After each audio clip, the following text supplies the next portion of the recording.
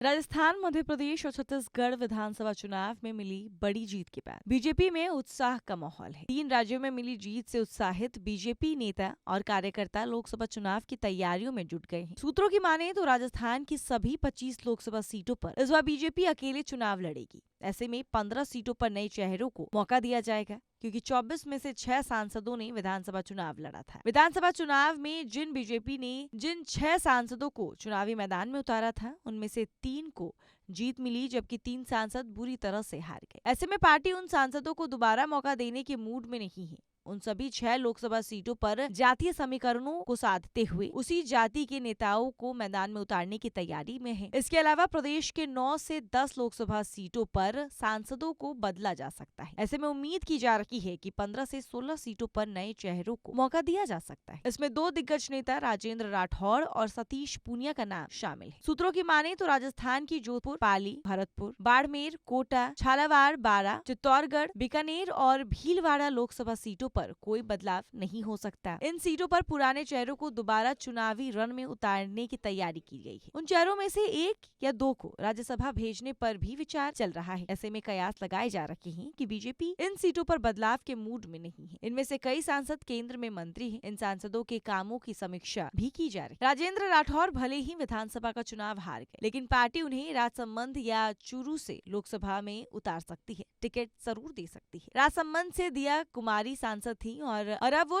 राजस्थान की deputy CM बन चुकी है, इसलिए सीट पर किसी क्षेत्रीय प्रत्याशियों को टिकट दिया जाएगा। चूरू सीट भी राजेंद्र राठौड़ के